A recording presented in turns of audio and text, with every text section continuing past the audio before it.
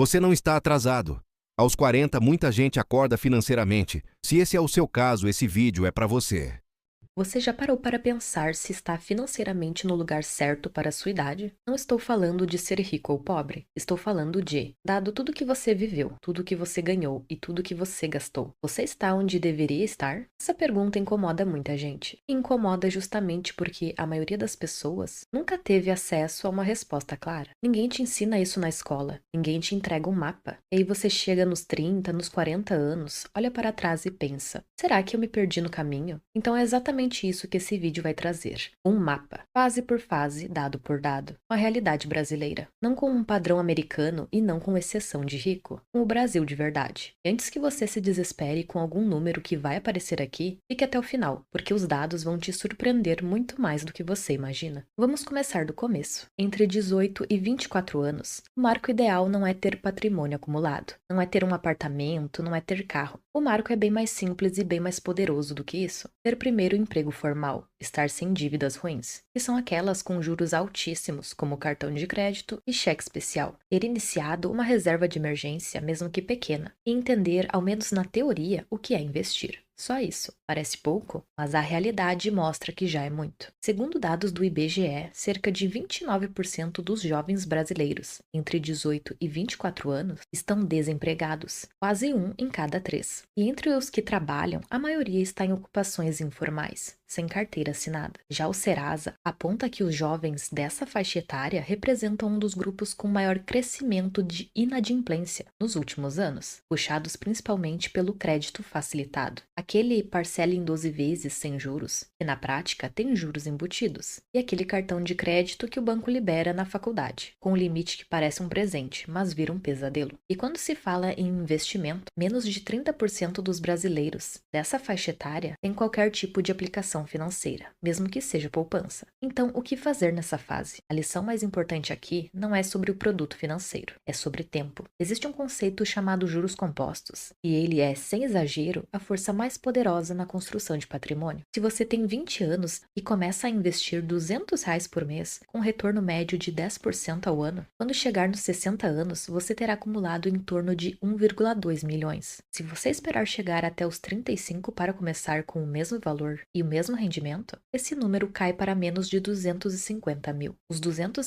são os mesmos, a diferença é o tempo. Nessa fase, o tempo é o seu maior patrimônio, e ele não volta. Agora vamos para os 25 aos 29 anos, a fase da primeira grande decisão financeira da sua vida. Chegou a segunda metade dos 20, muita gente nessa faixa está começando a ganhar melhor, a ter uma certa estabilidade profissional. E aí acontece algo muito perigoso. O padrão de vida sobe junto com a renda, às vezes até mais rápido do que ela. Você troca de carro, muda para um apartamento maior, começa a viajar mais, a jantar fora com mais frequência. Nada disso é errado por si só. O problema é quando isso acontece antes de construir a base. O marco ideal dos 25 aos 29 anos é ter a reserva de emergência completa. Significa de 3 a 6 meses dos seus custos mensais, em uma aplicação de liquidez diária, fora do investimento de longo prazo. É também a fase de começar a investir com consistência, mesmo que ainda com valores modestos, e de começar a pensar, mesmo que apenas pensar, em previdência complementar. Quantos brasileiros chegam aos 29 anos com isso? Os dados do Banco Central mostram que mais da metade dos brasileiros não teria condições de cobrir um mês de despesas com as próprias economias, em caso de perda de renda. Mais da metade. Isso significa que a maioria das pessoas nessa faixa está ao imprevisto de distância de uma dívida. E o endividamento com cartão de crédito e financiamento de veículo é especialmente alto entre os 25 e os 35 anos. O ensinamento dessa fase tem nome: inflação de estilo de vida. É quando cada aumento de salário vira automaticamente um aumento de gasto, e o saldo no fim do mês continua o mesmo, ou pior. A blindagem contra isso é simples de entender e difícil de executar. Antes de aumentar o seu padrão de vida, aumente seu patrimônio. Quando vier um aumento, destine pelo menos metade dele para investimento antes de gastar. Isso não é punição, é a diferença entre chegar nos 40 com base ou chegar nos 40 zerado. Dos 30 aos 39 anos, a década que define o resto da sua vida financeira. Essa é a fase mais densa do vídeo, e faz sentido, porque é a mais densa da vida financeira de uma pessoa. Os 30 anos chegam com mais renda, com mais decisões e com mais consequências. É aqui que muita gente compra imóvel, casa, tem filhos, financia carro, assume compromissos de longo prazo. E tudo isso ao mesmo tempo, sem necessariamente ter planejado. O marco ideal para essa fase é ter um patrimônio investido equivalente a pelo menos uma vez do seu salário anual bruto. Então, se você ganha 5 mil por mês, o marco dos 39 anos seria ter pelo menos 60 mil investidos. Fora imóvel, fora carro, fora bem que não gera renda. Além disso, ter um plano de previdência ativo, mesmo que modesto, e se já tiver filhos, ter iniciado alguma forma de proteção, seja um seguro de vida ou seja um fundo para a educação deles. Porém, a realidade é diferente e vai te surpreender. Uma pesquisa da Ambima aponta que mais de 50% dos brasileiros entre 30 e 39 anos não tem nenhum investimento financeiro. Nenhum. E dos que têm, a grande maioria concentra em poupança. Historicamente, perde para a inflação em determinados ciclos econômicos. Isso significa que mais da metade da população, na fase mais estratégica da vida, está essencialmente estacionada. O ensinamento dessa fase é um dos mais importantes de toda educação financeira. A diferença entre ativo e passivo. Robert Kiyosaki popularizou esse conceito no livro Pai Rico, Pai Pobre. Ativo é qualquer coisa que coloca dinheiro no seu bolso. O passivo é o que tira. Um imóvel alugado é um ativo. Um imóvel financiado onde você mora com parcela pesada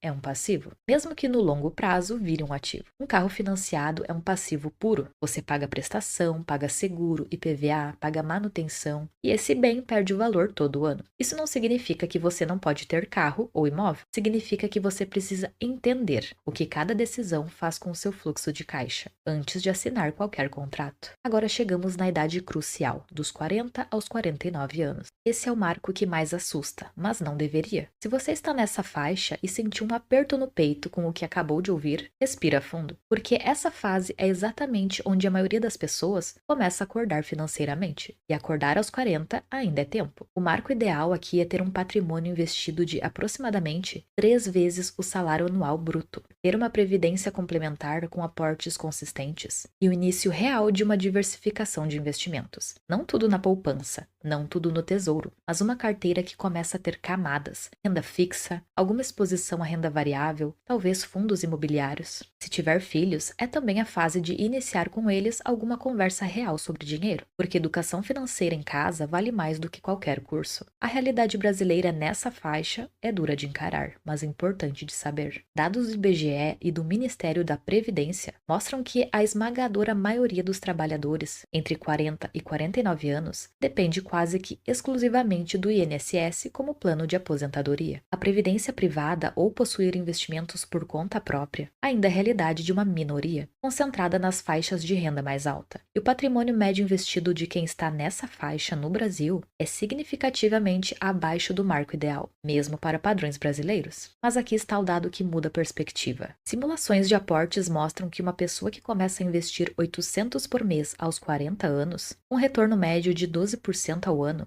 chega aos 65 com aproximadamente 1,3 milhões acumulados. Ou seja, o tempo perdido não volta, mas o tempo que sobra ainda trabalha a seu favor, se você aumentar o valor dos aportes. A questão dos 40 não é lamentar o passado, é parar de adiar o presente. O ensinamento específico dessa fase é sobre aceleração consciente. Quando o patrimônio está abaixo do ideal e o tempo disponível é menor, a equação muda. Você precisa de aportes maiores, de disciplina com gastos e de uma revisão honesta das prioridades. É a fase de se perguntar: o que no meu padrão de vida atual é essencial? E o que é um hábito que nunca questionei? Muitas vezes, pequenos cortes bem direcionados, planos que não usa, gastos automáticos que esqueceu, parcelas de coisas que já pagou mas ainda debitam, liberam um valor considerável por mês e pode ir direto para o patrimônio. Dito isso, vamos para a faixa dos 50 aos 59 anos, a fase da virada ou do atraso que ainda dá para recuperar. Chegando nos 50, o horizonte da aposentadoria deixa de ser abstrato e começa a ter data. É aqui que muita gente percebe, às vezes pela primeira vez com clareza, que o INSS sozinho não vai ser suficiente. O marco ideal dessa fase é ter um patrimônio investido entre 5 a 7 vezes o salário anual bruto, as dívidas zeradas ou muito próximas disso, e uma estratégia concreta de renda passiva. Não como um sonho, mas como plano e números. Porém, o dado mais revelador sobre essa faixa etária vem de uma pesquisa do Banco Central.